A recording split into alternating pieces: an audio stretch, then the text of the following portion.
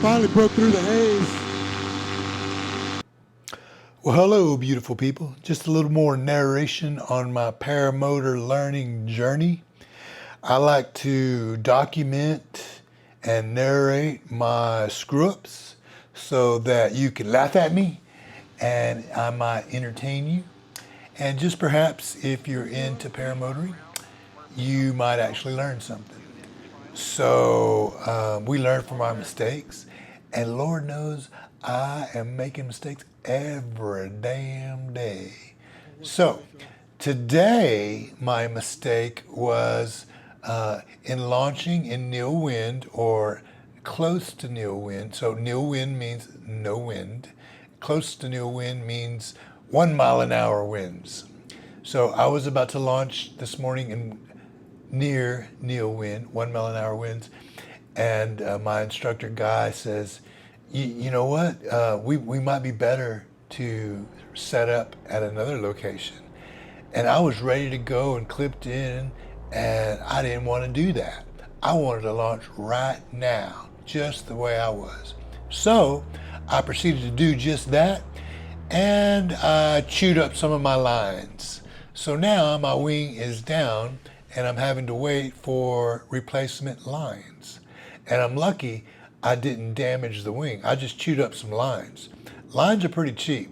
I got out of this one with a $35 repair bill. So no big deal. I just have to wait for my lines to come in. But usually the repair bill is much higher. Say you chew up a prop. Well, props are around $300, and I just ordered a mighty fine, fancy 3-blade prop I'm so excited to get. And that thing was like $450 or something like that. So this is kind of an expensive hobby endeavor, especially in the beginning, because in the beginning you don't know shit and you suck, just like me. So I'm spending money left and right trying to learn this shit. Now, once you get good, once you get proficient, well, then you can fly all the time and don't break your shit, and it won't cost that much. I mean, you just have to fill your gas tank. And we know gas is kind of high, but it ain't paramotor part price high. I'm going to get to it, and maybe I'll narrate some more. I do want to point out it's just so funny. When you see my face, I do a close-up and stuff with the Insta360 camera, and like you can see the concern that comes over my face because I'm like feeling around. It's like, it's not here, it's not there. I don't have a reserve. I'm like, I take a moment to just kind of accept it, and then I go about flying again. And ultimately, when I got back on the ground, I told the owner of the school, the lead instructor, I told Ron, you're going to be mad at me, man. And he starts looking at the motor because I'm flying his motor. It belongs to the school. And I'm like, no, I didn't break any of your shit. But, and I know why this happened. This happened, one, because I was flying his stuff, a motor that belonged to the school. So it wasn't mine. I was a little bit unfamiliar with it, a little bit uncomfortable because I haven't, gotten acquainted with it. Like my own motor, I've had many, many flights on my own, so I know it in and out. The other thing is what you're seeing right now, what you're hearing right now, is when I go up, I'm always recording. I'm a YouTuber. I was making videos even before I started paramotoring. I was making videos, electric skateboarding, electric unicycles, motorcycling. I make videos. I've been doing it for a couple of years now. So naturally, that I've taken up paramotoring. Of course, I'm going to make videos of that too. So it's a distraction. And one of the things that you'll know if you're into paramotoring, and you won't know if you're not, is that when you're new to paramotoring, there's 1,000 things going through your mind.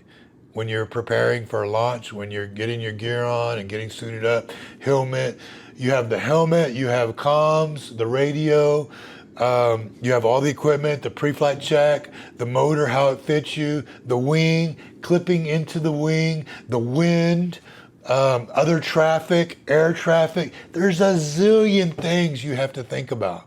It's kind of like being a pilot, a real general aviation pilot. They have a zillion things they have to think about. It's the same thing. It's no different with paramotoring. I was I think at 2,000 feet, maybe more than that, but I was high, 2,000 feet is plenty high. And you could see me. I'm like, I realize you don't have a reserve. And you may be thinking, why did you not realize that you don't have a reserve until you were 2,000 feet in the air? Aren't you supposed to do a pre-check? Yeah, I was supposed to do a pre-check. And I do. I always do a pre-check. But was that one of the things I was always pre-checking? No, and there's some circumstances beyond that. But the first thing is I wasn't flying my motor. That means the hoop, the net, the harness, everything, the motor, it all belonged to the school. I own my own, but I was not using my own because mine is down for repairs. Something about the prop and the hoop. I was experimenting. I bought a new prop and it got damaged because it contacted my hoop. Anyway, it has nothing to do with this story. The fact is, the point is I wasn't flying my own equipment. I was flying my own wing, but I wasn't flying my own motor. I was flying a school motor.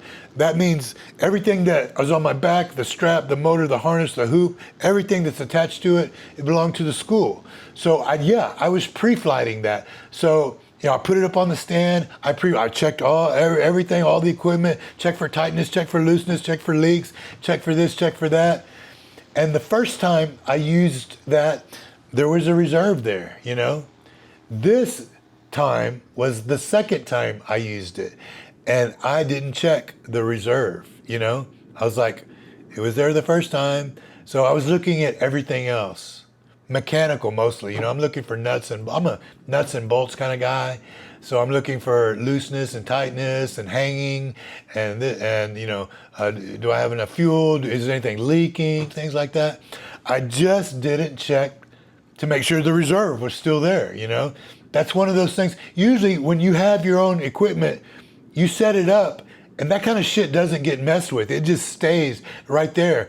And you don't have to mess with it unless you actually have to, throw your reserve, Otherwise, it's there and it's ready if you ever need it. Of course, it should be part of your pre-flight check as well. And now, guess what? I'm just a slow learner. I'm dumb. I have to make a mistake and hope that I live to learn a lesson from it, Hope that mistake doesn't kill me. And if it doesn't, that means I'm going to learn from it. So, yeah, I've learned from it. And again, many people in this sport fly all the time with no reserve, and this conversation to them would be moot and like unnecessary, not important. It's like, you don't need a reserve. I fly without one all the time. Probably some of you are like, yep, me too. I don't fly with the reserve, don't need one. Some people think that, well, I don't go high, I like to fly low. And if you fly low, a reserve's not gonna do you a whole hell of a lot. If you're like 100 feet in the air, that's hardly enough time to throw it and expect for it to inflate, But still, I'd like that opportunity.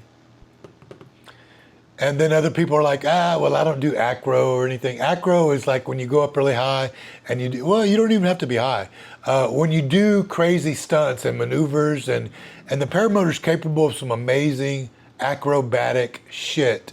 I'm not doing any of it right now. I do some some deep turns where I kind of go sideways and stuff, but it's not really that dangerous. It's exciting. It feels good. It pulls some G's. Some G-forces on you. I like it, but it's not really going to cause my wing to collapse. There are people that do like barrel rolls where you go like upside down and things.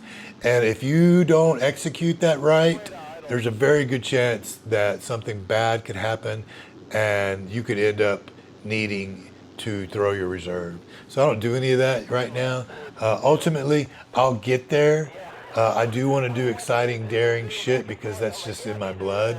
But I want to get there nice and slow and easy and build my skills up all over time, so that when I do start doing that stuff, I know what I'm doing and I can avoid putting myself in a bad predicament. And, I don't want to have to throw the reserve. But If I'm in a situation where I need it, I want it to be there. If I'm in the air and something happens to my wing and I start falling out of the air, I want to have a little insurance policy. I want to have one chance to save my life, and that is throw the reserve parachute. So it's usually in a pouch right here to the right below me. So I will park my brake, grab the handle on that reserve parachute. 1, 2, or is that 1, 2, 3? See, I don't even know. I got to practice more. You don't throw these things very often. You practice them, not often enough. You need to practice them every time you go up there. So you pull it out, you give it a toss, and you start reeling in your one that's just flopping around up there. In any case, it's your insurance. I was thinking about it last night while I was driving home from work, kind of like your seatbelt, And there are many people that have different schools of thought with regard to the reserve parachutes. Some people say, "Yeah, you're fine. You don't need no reserve." And they don't fly with the reserve because you can get up in the air and you can fly with no reserve, But it's kind of like getting in your car and not putting your seatbelt on. This is what I was thinking about last night. I likened the reserve parachute to your seatbelt. You're fine. You don't even need it until you need it. How many times have you gotten in your car and you drove around with your seatbelt on? Because it's the law. It's what we do. I just put my seatbelt, get in the car, start it up, put the seatbelt on, or maybe put the seatbelt on and then start it up. But I do it every time without thinking about it. No problem. But, you don't need it until it doesn't do anything for you until you need it, until you get in an accident and that seatbelt saves your life. Same thing with the reserve parachute. You don't need it unless that opportunity presents itself, something happens to your wing, it collapses, you start falling out of the air and you're about to die, and then you need it. So you throw it and hope that you're high enough that it has enough time to inflate and it doesn't get tangled up on anything, because just because you have it doesn't mean it's going to save your life. You have to throw it, and it has to deploy and inflate, and all those things have to happen. And there's a chance that it's going to save your life. There's a very good chance that it's going to save your life. But if you don't have it, there's a 0 chance that your life is going to be saved. So it's an insurance policy. It's the only thing you can do to save your life up there. Of course, you can monkey with your primary wing and hope that you can get it to reinflate, but you may not be high enough, because that's the thing. You have to be high enough to give yourself time to deal with the issue. And those of you that are paramotorists, I'm not telling you a damn thing that you don't already know, and you don't even need to be watching this. But this is for everybody else. Most of the people that follow me, especially on Facebook and some of my YouTubers, they're not paramotors. They don't know anything about it. They're interested in it because they watch me and they're learning about me and my endeavors in the sport, and they think it's pretty amazing that somebody they know is doing some pretty cool shit. So thank you for watching. And if you already know all this stuff and you're still watching, thank you for that too.